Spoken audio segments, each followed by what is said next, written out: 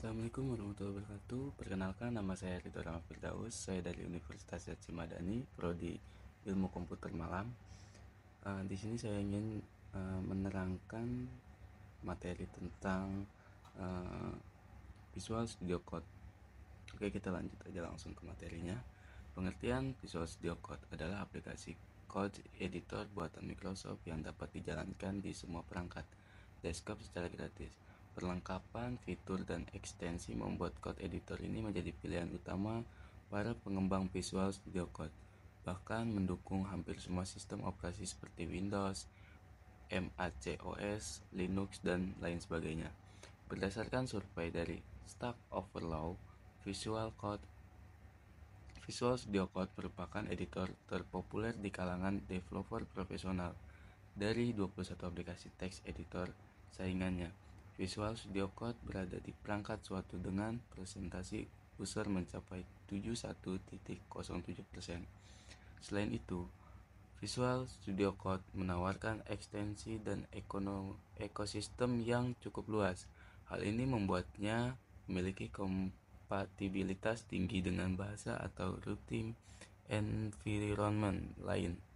Di antaranya termasuk bahasa pemrograman Python, PHP, Net, dan Java.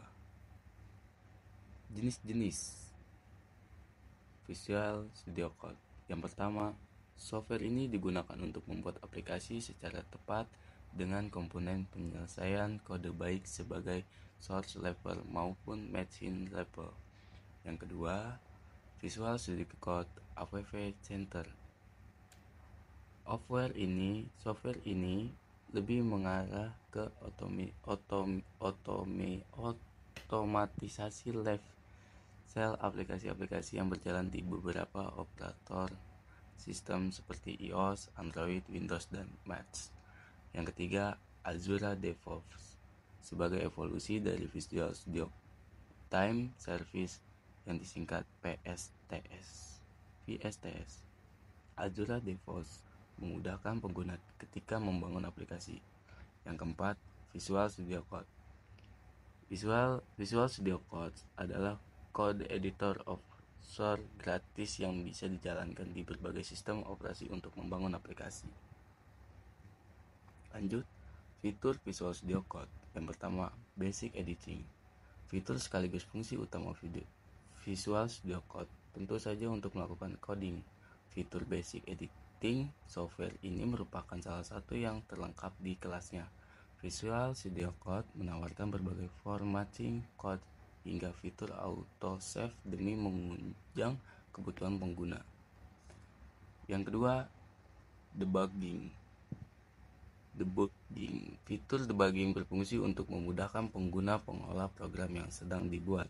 Dalam hal ini termasuk mengedit, menyusun, dan mengeksekusi kode berulang kali dalam waktu singkat. Tak perlu khawatir jika terjadi kesalahan ketika menulis kode. Error message terlihat sangat jelas sehingga kamu dapat mengetahui di mana letak kesalahannya. Yang ketiga, ekstensi marketplace. Adanya fitur ekstensi marketplace memungkinkan pengguna mengeksplorasi dan menambahkan komponen-komponen lain di luar Visual Studio Code. Kamu dapat menginstal di luar Visual Studio Code. Kamu dapat menginstal tools atau ekstensi apapun secara cepat tanpa harus memikirkan detail konfigurasi.